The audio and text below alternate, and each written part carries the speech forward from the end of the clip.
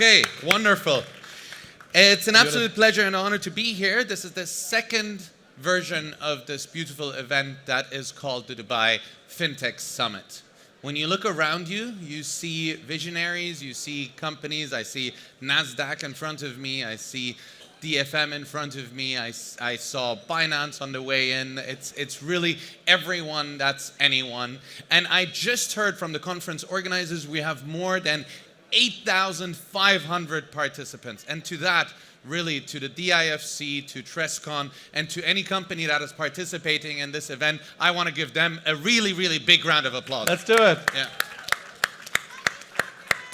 Thank you. All right, and I have here with me a gentleman that holds a title that really is one of the most impressive ones out there. What's that? Well, Head of Future Finance for one of the largest banks in the world. Ronit, it's an absolute pleasure to be here again with you today and to talk about a book that by now I've actually read. Have you read it? I've actually read it, cover to cover, yes. So you've read the book? I've read the book, wow. Yeah. So Future of Money, Ronit. What's on page 222? Yeah, right, okay. But Ronit, Future of Money. First of all, the term. Second of all, what is in the book and why? Sure. So some of my friends who have read the book, like Saqr, tell me that the title is somewhat misleading because you have to get to chapter 7, 8, 9, 10 to get to the future. Mm-hmm. So where I start in chapter 1 is by talking about what is money and look at that topic through the lens of history, anthropology, culture. Because money is something we all made up. Right. We got together as a community, and when we started creating ideas and concepts, whether it was families, religion, other things that are very fundamental to our lives, these answer a need. There's a reason we have families, communities, religions, governments. Money is the same. And money is a social construct. It's a made-up thing. Right. But it's a made-up thing that answers a very specific and important need. And what I do in the book is talk about how money has changed and evolved, particularly in the last 10, 15 years, where I've been traveling around the world. I've been based in Dubai since 2016, but I have a global role. I fly around the world. And I look at how, whether it's in China, in India, money is fundamentally transforming society. And also, like in the opening video, inclusion is a cliche. We sometimes overdo the talk. But in the India chapter, we talk about how digital technologies combined with government policy has been fundamentally transformative in countries like India in the last 10, 15 years to fundamentally change the lives of people, all people, including women and disadvantaged communities. And so that's what the book talks about. And then at the end of the book, we talk about where are we going with AI, where are we going with extended reality and metaverse, and where are we going with blockchain and tokenization. Right. And you've touched upon something that I don't think everyone grasps. You said that money is a construct we made up. Yeah, it's a social construct. Money is a social construct. So if we were living 5,000 years ago, written civilization or recorded civilization comes from the part of the world we call Iraq now, right? So Babylonia, Mesopotamia, Phoenicians, Lebanon today. These are some of the oldest recorded civilizations. And if you were living pre-recorded civilization, like pre-writing, and we were, 10,000 years ago hanging out in the same community, I would do something for you. Right. And you would have a social debt to me, just like we do in day-to-day life now. Okay. I would do something for you, I don't know. I have a fish. I give you the fish. You eat the fish or whatever. And then you'd have a debt to me. And that social obligation gets codified into money, tokens. Right. Depending on the community, it's a bead or a shell or whatever. Right. It's a token. And then in that particular community, you agree this shell or this bead has value. This one bead is, a fish is 10 beads or whatever. Right. And it becomes a ratio. And then we create tokens. And about 5,000 years ago, we start creating the idea of formalized debt. So the first bit of writing that survives from what we call now Iraq, Middle East, wherever, it's not a love poem. Right. It's not a piece of religious poetry either. It's a debt contract. That's the first bit of writing that survives. Really? Yeah, it's a debt contract. Okay. And then that's how it just grows. The first coins, codified coins, I think the Phoenicians claim it, so do the Greeks, so they can fight this out. But paper money. Paper money is this beautiful construct that we are all dealing with. Who has paid something with paper money today? All right, okay. Wow. And that's a nice representation of society. What did you pay with paper money today? I actually gave a tenner to the guy that parked the car. Oh, you're very... But you know, on Kareem, you can do that digitally, the tip. you know that doesn't arrive. No. We have So to, I recently tipped, who's here I from want to Kareem? speak to someone Yeah, from Kareem. that's really I recently bad. They don't tipped on give- Kareem and they didn't, but anyhow, Yeah, I'm getting but sidetracked. yeah, that's- Now, paper money. Paper money, yeah. Paper money. Was Yeah. it the son of Genghis Khan, right? No. So paper money comes... where does paper money come out of? Does anyone know? Who invented paper money? Come on, someone must know. Who invented paper? China! Who invented paper money? Thank you, China. You invent paper and printing, you're going to invent paper money, right? So printing doesn't come from the Gutenberg press in Germany, okay? Although they told us that in school. When you were growing up in Germany. Yeah. So the Chinese is one of those 5 famous inventions, right? So Right. the Chinese invent printing and paper. Right. So that you get paper money. Right. So in chapter 1 of the book, I have this quote. Actually, the title is "Money Grows on Trees." What's the paper you're printing on? It's the bark of a tree, the inside of a tree, the bark of a tree. And specifically, in 600 to 800 AD in China, it was the bark of a mulberry tree. Right. Which is why in the book I say, if you go to the Bank of England today, in their central courtyard, they have 3 or 4 mulberry trees. It's a homage, a nod to the original paper money. What Saqr is referring to by talking about Genghis Khan's grandson, Kublai Khan, that's the subtitle of chapter 1. The subtitle of chapter 1 is "Use this paper as money, or I will kill you." So use What do this you paper mean by as that? money, or I will kill you. So paper money starts 600 to 800 AD, initially as, like, again, a bit like obligations, IOUs. People are trading down the Great Silk Road, and the coins at the time are these bronze coins with a hole in it, so you have long strings of bronze coins. It's very heavy. You're a merchant, you're going down the Great, it's very heavy. So you leave it at your friend, who's another merchant, and your friend issues you an IOU, a big piece of paper, typically A3 size or A4 size, big piece of paper. And then these pieces of paper began traded as basically early money. Right. At some point, the government in China goes, what are these merchants doing? Right. That's money. We do coins. So they began stamping these IOU contracts. So paper money, like a lot of money, as I said, original money is a social thing. Same, paper money is merchants. It's a private sector. Money is private sector, public sector partnership. Even today, most money is private sector money. Right. Because if you remember your economics lessons, M0 to M3, most money is an M0. M0 is central bank money. That's base money. That's what central banks, colloquially say central banks print that. 75% of the US money supply is private sector money. Anyway, going back to that Kublai Khan quote, use this paper as money or I'll kill you, he wanted to fund a war. Classic imperial CEO, chairman, says, I want to do this. He goes to his treasurer, CFO, and says, I want to do this. And the treasurer goes, boss, there's no money. There are no more bronze coins, there's no more gold, there's no more silver. We're running out of money. And he goes, I'm the great Khan. I'm the great US, I'm the Easy. great Khan. Yes. I'm the great Khan. You will do what I tell you. You will do what I tell you. And he's like, ooh.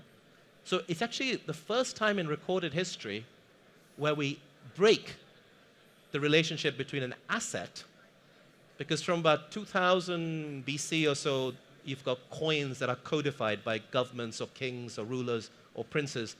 They say this is a gold coin or a silver coin, and then it gets debased over time because the content of the gold, the silver, the bronze gets diluted over time. But there's always an asset behind the money until about late 1200s. Because he goes, I'm the great Khan. Just print the banknote with my stamp, with a picture of a coin, and tell them if they don't accept it, I will kill them. I mean, he didn't, but And people how long believe did that him. run for? That's fiat money. It lasted for a few decades after he died, Right. his successors, but by the 1400s, there was hyperinflation, it began to fall apart. So most of the world from the 1400s on went on to an asset-based form of money, which once the Europeans, in air quotes, discover the Americas, you get Pause there for a silver. Oh, you got a question there. Yeah, Oh, pause there the for a second question. before you There's get. a- All right. This is a German-connected question, right?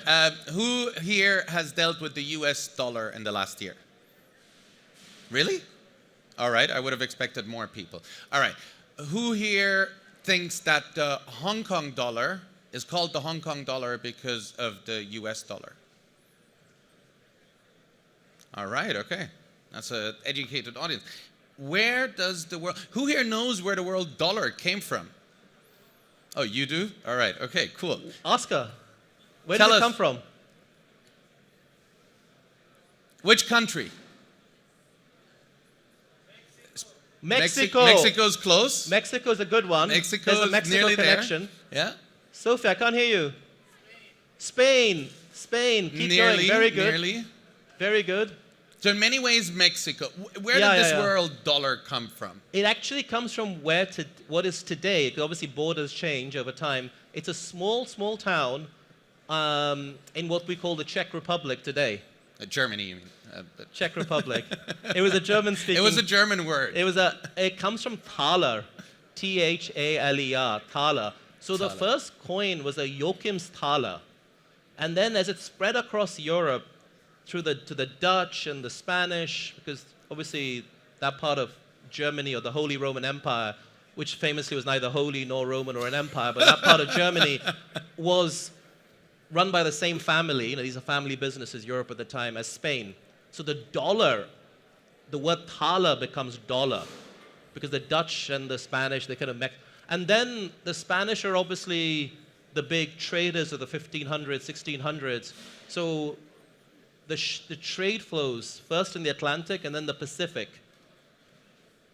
Spanish ships. They are the Chinese ships of their day or whatever, the Spanish ships, right? So the Spanish ships, and that's where the gold or silver comes from. And the silver dollar becomes the currency of trade. So the British eventually began to rule the seas. They controlled the seas because they had the best navy by the 1800s.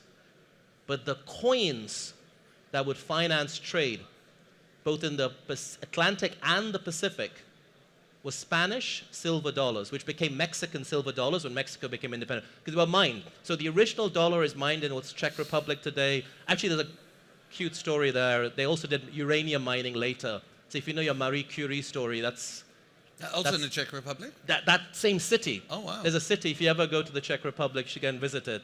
You can go and see the uranium mines and the dollar, first dollar. So that's all happening in the Czech. But the money flowing around the world is dollar. Hong Kong dollar is called Hong Kong dollar because of the Mexican dollar, because the Mexican dollar was the currency of trade in the Pacific. And why Mexico?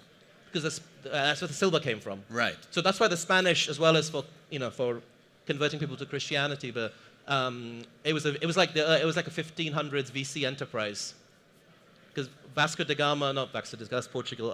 Christopher Columbus basically needs funding. He's a sailor, right? Genovese sailor. He needs funding.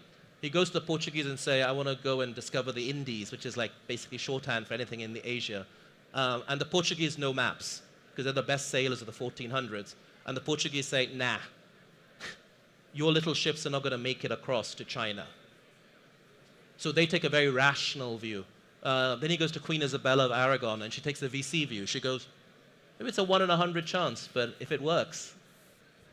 And boy, did it work. And boy, did it work. So for several hundred years, basically silver out of Spanish, Mexico, and Peru, the coins, that's where money came from. Right. So to be true to the title of the book, because you know what also I realized while reading is like the future really only starts after you cover the past. But you have to get to chapter 7. Yeah, but in many ways that's the right way to understand the world. Understand the past first and understand the present. I think one of the interesting use cases you refer to is how that future of money is now transforming society. Tell us a bit more about that. So people often say to me, like, where is this future? Is it in the room here? Can we see it? Can we feel it? Because anything to do with the future has to be sold, right? It's like when you start a business. If you're entrepreneurs in the audience, you hype it up, right? Because it's a new product, it's a new concept. Because if you don't hype it, no one knows about it, by definition. Right. If it exists already, then we all, like you studied in school in Germany, you knew about it because it's taught you. But if it's new, you don't study it at school. It has to be hyped. And so we have hype cycles. We've had many AI hype cycles. I think we're in number 8 right now. Right. We're in the first Gen AI hype cycle, but we're number 8 in terms of AI. In 2017 or 18, at events, like an event like this in Abu Dhabi, I was on stage talking about AI and finance. No one was interested. Because I dug up my notes the other day, oh, no one was interested. Similarly, extended reality, or what we used to call the metaverse, big hype cycle 2 years ago, so people think it's dead. But no, it's not. The future is here already. It's a William Gibson quote, it's just unevenly distributed. Right. You can see the future by traveling. Like in 2017, 2016, I could see the future of payments by going to China. And I was trying to use my MasterCard and my Amex, and none of this was working because I didn't have Alipay, right? You could see the future of consumer payments in China 7 years ago. Like QR codes. Who used QR codes really before COVID in large parts of the world? True. Unless you were in China and then in India. Similarly, like traveling, you can see the future by looking at different demographics. Because it's a VC cliche, like how Snapchat got funded. Because some West Coast VCs in LA were like, what are all these high school or middle school, not even high school, what are these middle school girls doing? That's a bit creepy, so just make sure it's a relative of yours. But you normally can go and ask a niece or a nephew or a son or a daughter. Look at how they operate. So going back to the metaverse, we talk about the metaverse in the back of the book. People often say it's dead. I don't need to worry about it. It failed. Where are my meta glasses? It's somewhere in here. Yay! That's the paid promotion for You won Meta, the bet. just so you're How much all was visiting, it? How much was right? the bet? 2 minutes ago, she was really, because there's only 3 minutes to go, so. Right. Like, So anyway, what are your glasses here? So Tell us about these them. are like Gen A, like Gen 1, first generation AI-powered glasses. So if you go to DIFC, you might occasionally see me wandering around wearing these, talking to myself, because I take my phone calls in these glasses, because it's like earpods. So I can take phone calls. Don't worry, I don't take pictures of people without their consent. So I only take it of my friends. We can take pictures. He did take pictures of me without my consent, or so. You're a friend. There's an implicit already. You signed that contract already. So there's a camera here and a video. And the next generation is like, when you go traveling, so this is also great for tourism, translation in the future. When you go traveling and you see a building, what do? What I do is I take my phone out and I scroll through, I Google it, whatever. Right. I was in Florence for my birthday in December. It's the 20th of December if you want to send me presents. And I was like Googling the building. Like, what is this? When was it built? When was the Duomo built? And my 10-year-old son, he was scanning the building like a QR code. Because for him, that was the form factor, because he uses Google Lens, right? Right. So I'm just scrolling like this. And I'm looking at him going, why is he scanning? I was like, that's easy. Right. That's the easiest form. So, Put that back in. thank you. I don't think we can hear you right now. You can't. Can we get some help here, please? Try that. Yeah. No. 1, 2, 3. 3. Yeah. Here we are. So yeah, I managed to break it. So he was just scanning the Duomo, the cathedral. And just look at what an 8-year-old does or a 12-year-old does. Look at their patterns of play. Or ask them, the definition of the metaverse is what? It's not VR. The metaverse is a point in time. It's not a space. People think metaverse is a space. No, it's a point in time. It's a point in time where we value a digital good. Mm-hmm. And crypto bros don't get excited yet, but it's when we value a digital good more than a physical good. And what does money look like in that world? What did I say right at the start? Money in if Saqr and I were hanging out 8,000 years ago, what was money? Tokens. Right. What money is. So all these meme coins and tokens, which sound like nonsense sometimes if you're not deep in the crypto weeds, tokens are what money is going to look like. Now, that could be a CBDC, a central bank digital currency. It could be a bank-issued token, a deposit token. It could be a stable coin. It could be a public cryptocurrency.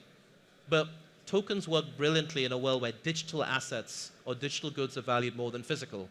Mm-hmm. If you're, I was going to say our generation, you're much younger than me, but if you're kind of our generation, we sometimes prefer physical goods better than digital goods. There's no discussion if you're a 10-year-old what you prefer. Right. You prefer digital way. So they're already, so when I'm presenting to like senior central bankers or board members of a commercial bank, oh, what is this metaverse thing? Ooh. That spam you sold me, vaporware you sold me 2 years ago, don't talk to me about that again. I'm like, that's because your day-to-day life doesn't involve this form of, just go and talk to an 8-year-old or a 10-year-old, Right. preferably someone you know, not someone else's kid, but... Now, with 20 seconds left, Ronit. Yeah. So I believe that money that we use, Yeah. we're in the fourth monetary revolution. The first one being tokens or precious metals in many ways, or some form of representation. Yeah. The second one being paper money. The third one being all of that paper money being electronic, as we saw. Yeah. And the fourth one being crypto now, which is coming up. Now, the future of money, as you describe it in the book, because everyone's going to go and read it, when do you think Available will at be back? Kinokuniya and Dubai Mall. And a best-selling book as well. Just by and a short answer, because the time is up, how long do you think until we really live that future of money as you described? As I said, it's here already. It's just unevenly distributed. Right. And what's going to happen over the next 10 years, that distribution is going to become more widespread. Because you can't force this top-down. It just Right. happens. And when we start adopting form factors like those glasses, it just happens over time. It'll be here. One last point. Money Yeah. is different to other innovations. Like if you're trying to revolutionize transportation, mobility, taxi cabs, whatever, there's a whole different set of regulations around money. Money is like, the nearest you get to money is the pharmaceutical industry. Right. Those are the two most heavily regulated industries. So innovation tends to be slower. It goes slow, slow, slow, and then it takes off. And it takes off once you get regulatory approval. And that goes back to your earlier love letter to the UAE and Dubai you were doing at the introduction, right? Yeah. What's attractive about this region is you have top-down support for these novel and emerging technologies, which allows, when it comes to money, you get an official stamp saying this is legal. And if you don't have that stamp, it's really hard to do. That's why we have all the problems in the US Wonderful. right now. With that, this is the fourth time I think we've done this. I still learn from him on stage every single time. Give him a big round of applause. Thank you. Thank you. Thank you.